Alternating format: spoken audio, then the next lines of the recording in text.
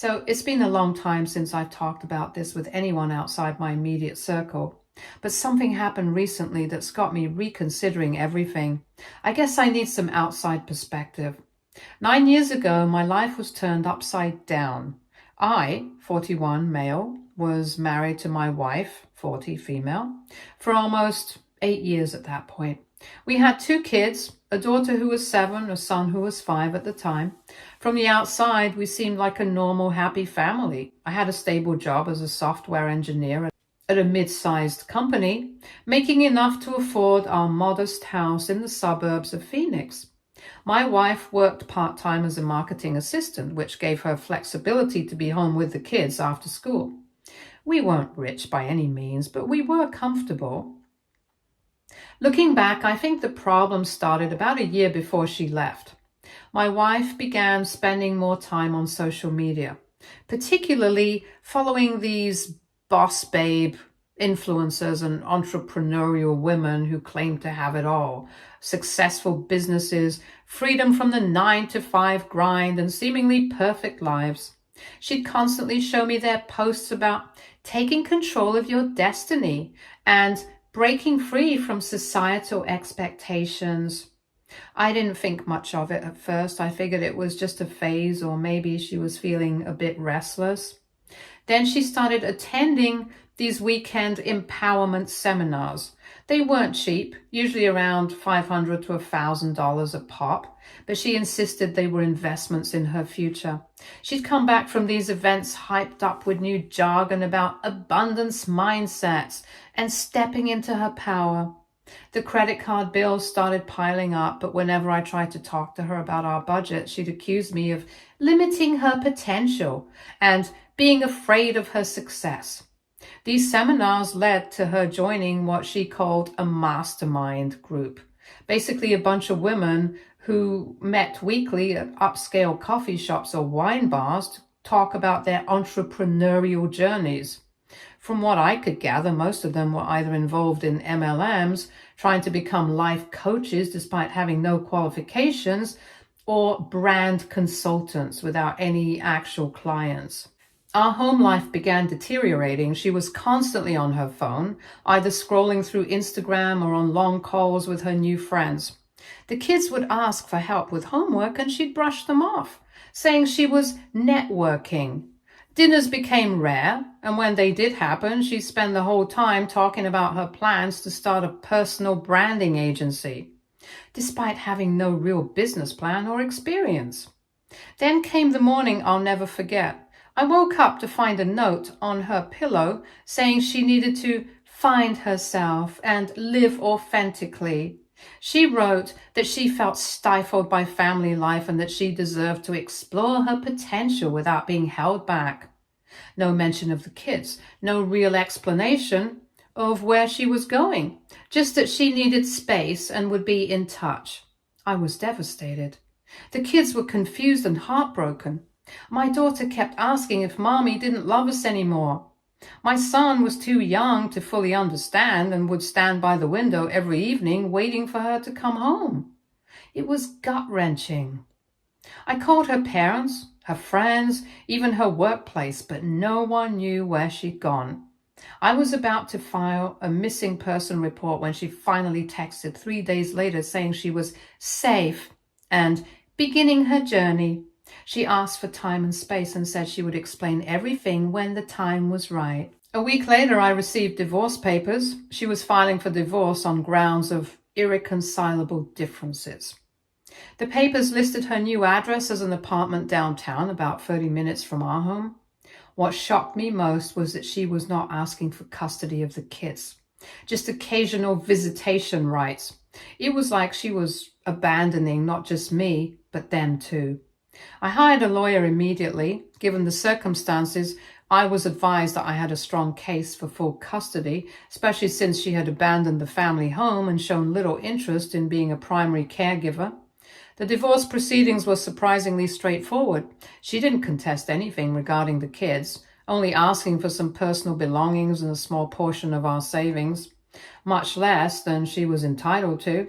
It was as if she wanted a clean break from her old life, including her own children. During this time, I was struggling to keep it together.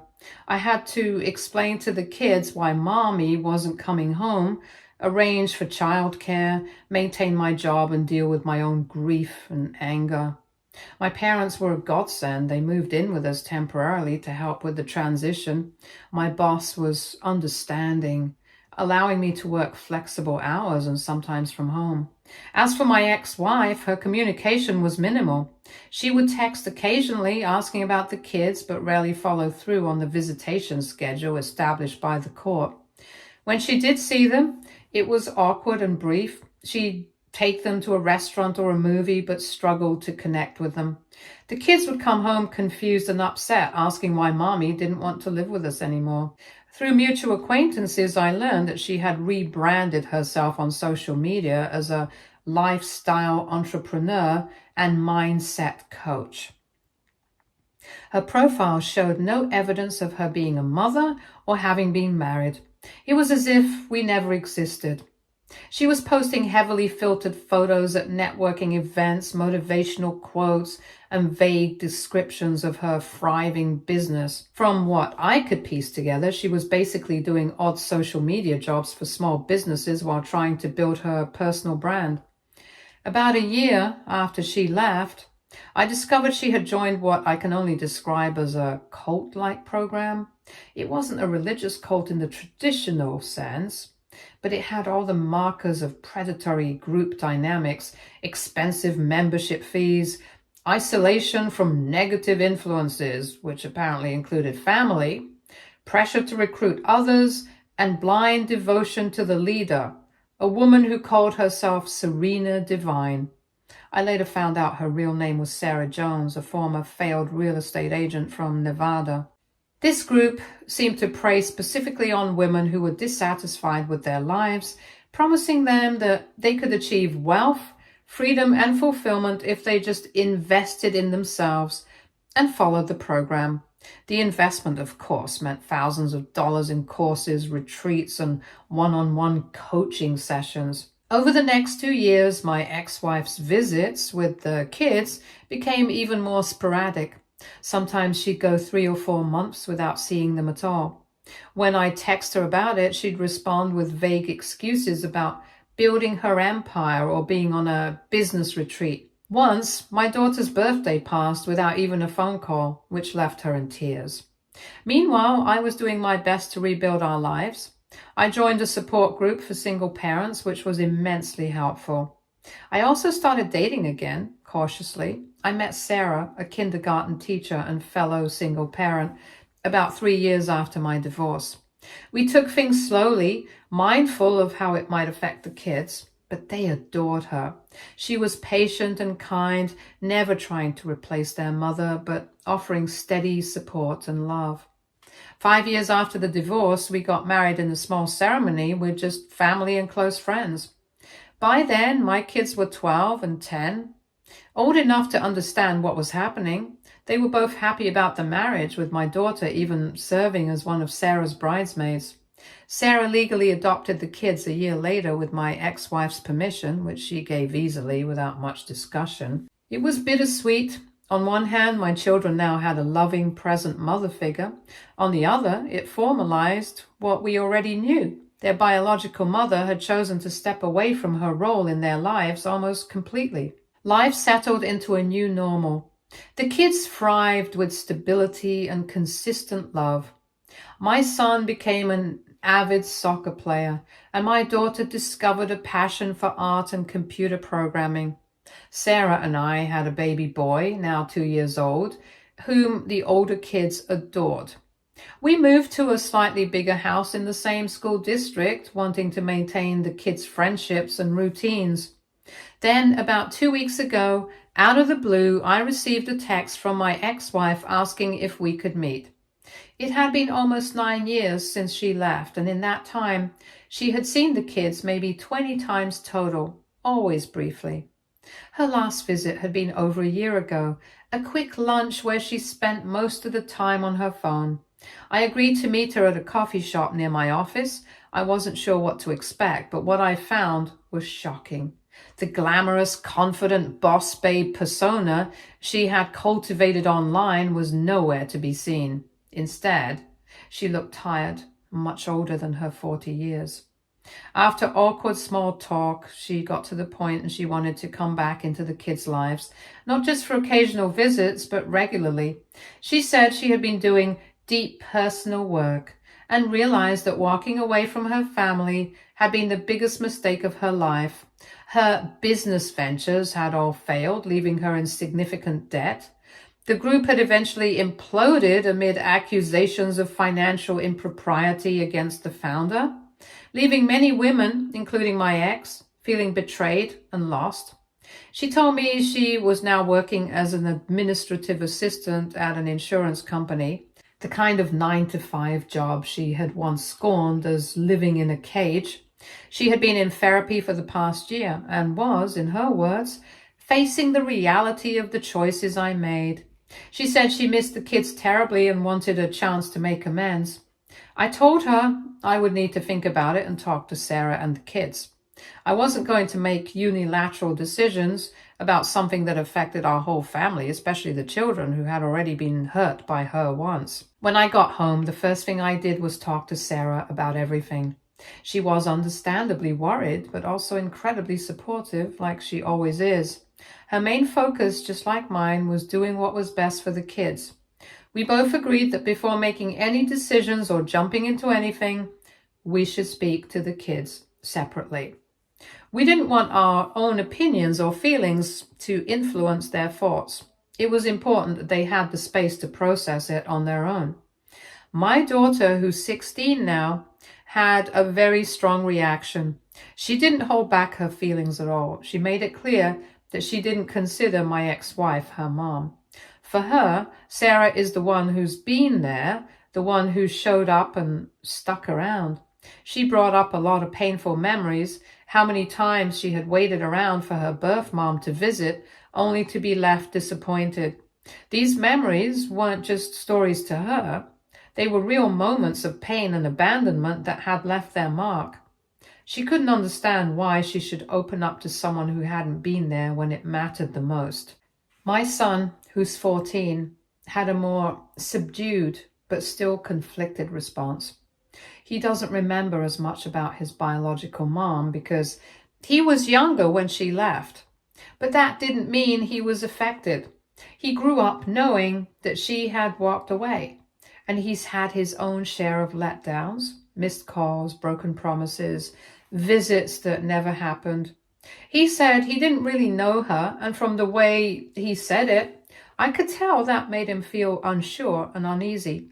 He wasn't angry the way his sister was, but there was a quiet sadness in him that said a lot. After those conversations, I got back in touch with my ex-wife. I tried to explain things gently. I told her the kids weren't ready for a relationship with her right now. I also said that if she truly wanted to reconnect, maybe it would be better to start slow. Send letters or emails, give the kids a chance to respond on their own terms without any pressure.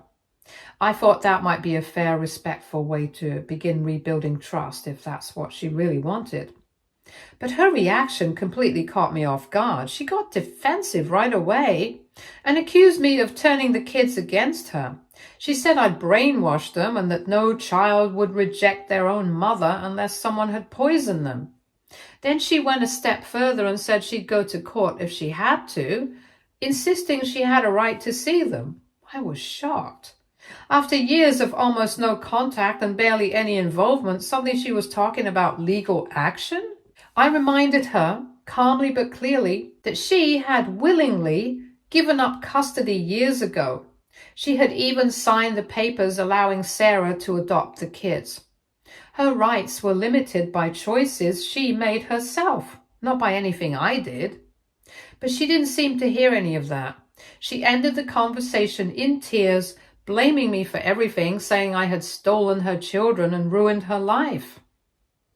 I hung up feeling shaken and confused, not knowing what she might do next. That evening, I sat down with the kids again, this time with Sarah there too. I didn't want to hide anything from them. I told them about the conversation I had with their birth mom and the possibility that she might try to push for contact through the courts. I wanted them to be prepared just in case. My daughter was furious. She said there was no way she would agree to see her, and I could tell she meant it. My son didn't say much, but he nodded in agreement with his sister. They were both firm in their stance. Now I find myself stuck. I do believe people can change. I know life is messy and sometimes people realize their mistakes and genuinely want to make things right. Part of me wonders if that's what's happening here, but another part of me can't ignore how quickly she went from asking for contact to making threats.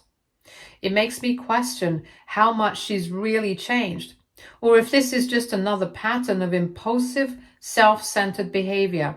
And more than anything, I need to protect my kids. They've already been through enough.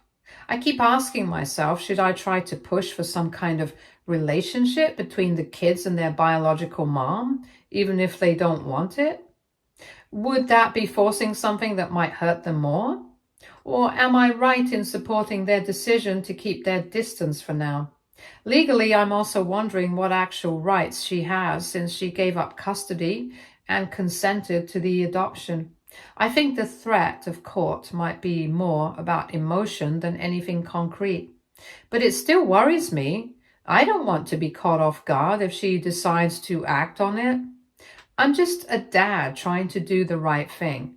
All I want is to protect my kids and make sure they feel safe, heard, and supported. They've already had to grow up with a lot more emotional baggage than they deserved. And the last thing I want is to open the door to more heartbreak, especially if nothing has truly changed on her end. Update 1. First, I want to thank everyone for their thoughtful responses and support. It's been overwhelming to see so many people share their own experiences and offer advice. To clarify a few points that came up in the comments. Yes, my ex-wife did legally consent to Sarah adopting the kids.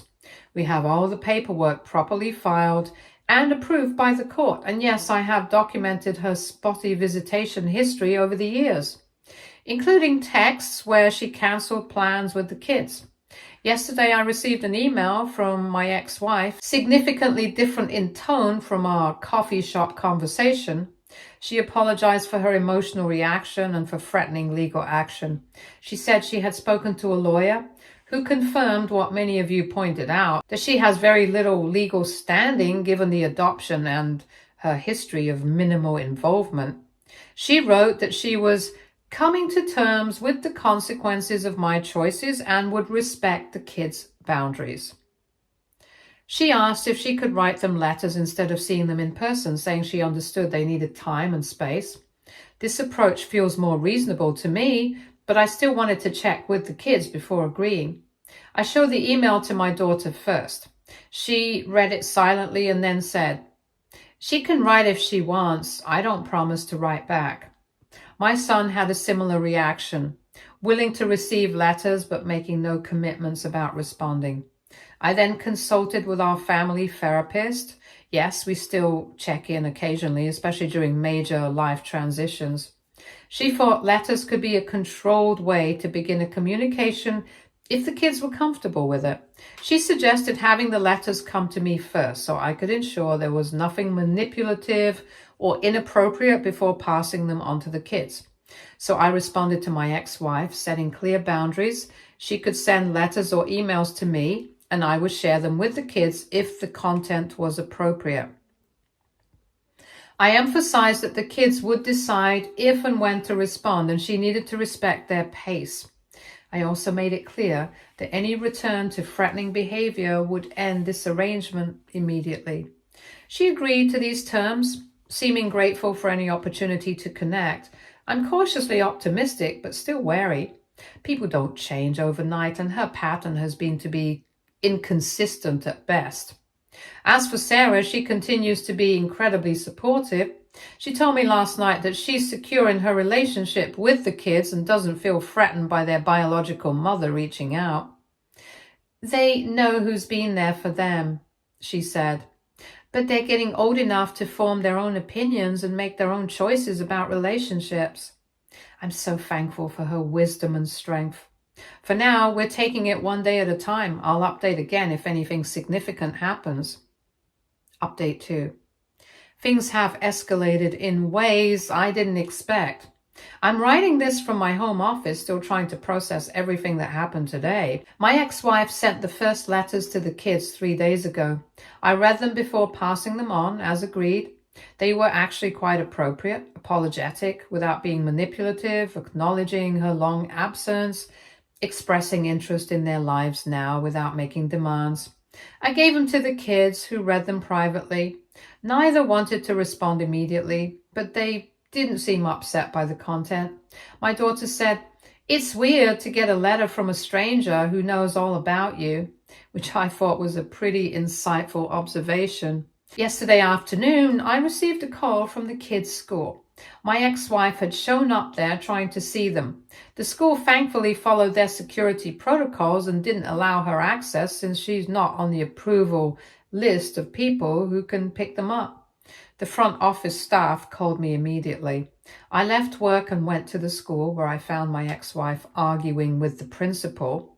When she saw me, she started crying, saying she couldn't wait any longer and just wanted to see their faces. The principal took us to a private room where I had tried to calm her down and understand what had happened. Through tears, she explained that after sending the letters, she had become increasingly anxious about not hearing back. She convinced herself I was intercepting her messages, not giving them to the kids. Her solution was to go to their school. She seemed genuinely surprised when I told her it had only been 3 days since they received her letters, hardly enough time to process them and respond.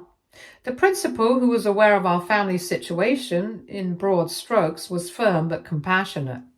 She explained to my ex that the school had strict protocols for student safety, and showing up unannounced was not acceptable, regardless of biological connections.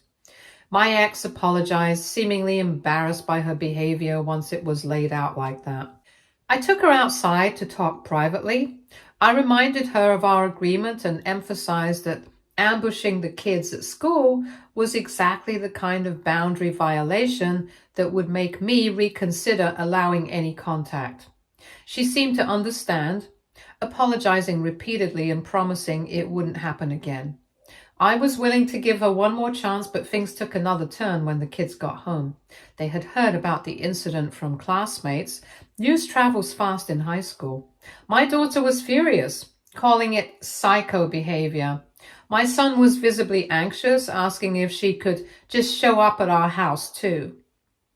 I assured them both that their home was safe and that I would be reinforcing boundaries with their biological mother. My daughter then dropped a bombshell. She had looked up her mother's social media accounts and found recent posts that concerned her. Apparently, my ex had been posting about reuniting with her precious children and reclaiming her role as their mother. There were vague references to overcoming obstacles put in place by negative influences, which I assume meant me. Most disturbingly, she had shared childhood photos of the kids that must have been from before she left, presenting an image of continued motherhood that simply didn't match reality. My daughter was livid, feeling like her life and image were being used to create a false narrative. "She's still fake, just in a different way now," she said. My son asked if we could change the locks on our house, which broke my heart. After getting the kids settled, I called my ex-wife. The conversation was difficult, and I told her about the kids' reactions to both the school incident and her social media posts. I explained that presenting herself online as an active mother in their lives was dishonest and hurtful to them. I also made it clear that any further boundary violations would result in me seeking a restraining order. She alternated between apologetic and defensive, claiming she was just trying to manifest positive change with her posts. When I pointed out that using the kids' images and misrepresenting her relationship with them wasn't manifesting, but manipulation, she grew quiet. Eventually, she agreed to take down the post and promised again to respect our boundaries. She sounded subdued and said she would step back and reconsider her approach. I don't know if I believe her this time. I've contacted my lawyer to discuss options for legally enforcing boundaries if necessary. I've also reached out to the kids' therapist for an emergency session tomorrow to help them process these events. Right now, I'm feeling angry and protective, but also sad for everyone involved. The kids are shaken, and I hate seeing them go through this stress. But part of me also feels pity for my ex-wife, who seems so desperate to reclaim what she threw away years ago that she's making irrational decisions. I'll update again soon, once we've had time to regroup and decide on next steps. Update 3. I'm still in shock as I write this final update. The situation with my ex-wife has resolved itself in a way none of us expected. The day after my last update, we had our emergency family therapy session.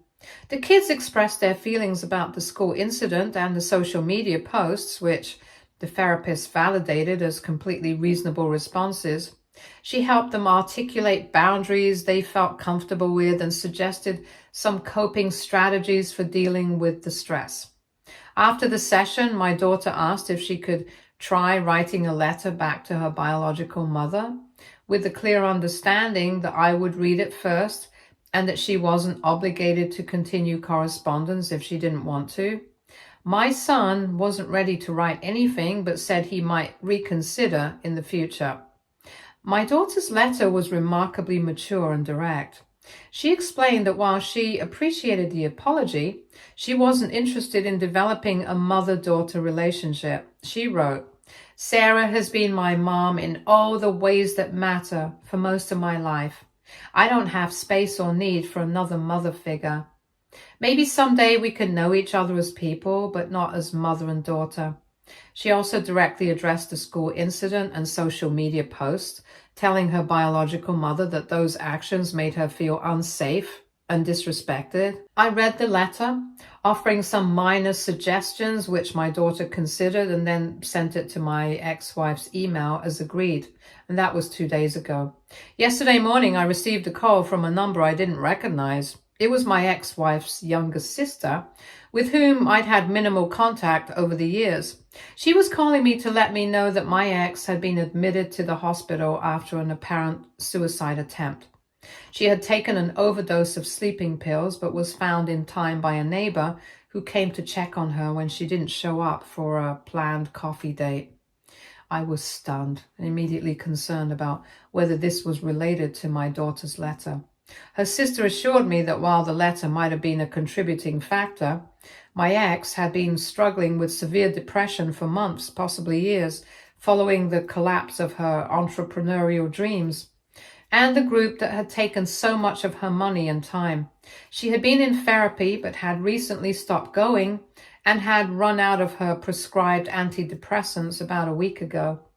The sister also asked if I would tell the kids, feeling they had a right to know, but understanding if I wanted to shield them from this information. After consulting quickly with Sarah and our family therapist by phone, I decided to tell them in an age-appropriate way, with the therapist present via video call for support. Their reactions were complex.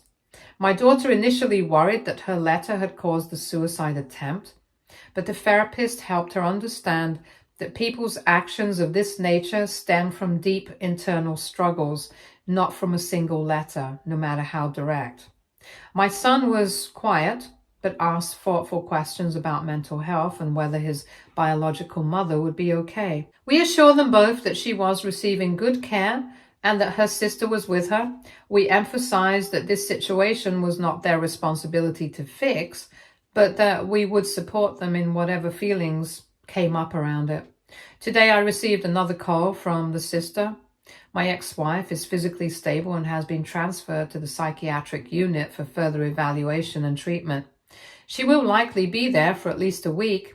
The hospital found the letter from my daughter during their standard search of her belongings upon admission, and the sister wanted me to know that after talking with the psychiatrist, they don't believe the letter was a primary trigger for the attempt. Rather, it seemed to be the culmination of years of regret and unprocessed grief, as the sister put it. The sister also revealed something I hadn't known. Apparently, my ex-wife had been planning to move back to her hometown in Oregon next month, having secured a job transfer within her insurance company. The sister speculated that the impending move, combined with the failed attempt to reconnect with the kids, might have triggered a crisis of reckoning with her life choices. After this call, I sat down with the kids again. I updated them on their biological mother's condition and shared the information about her planned move.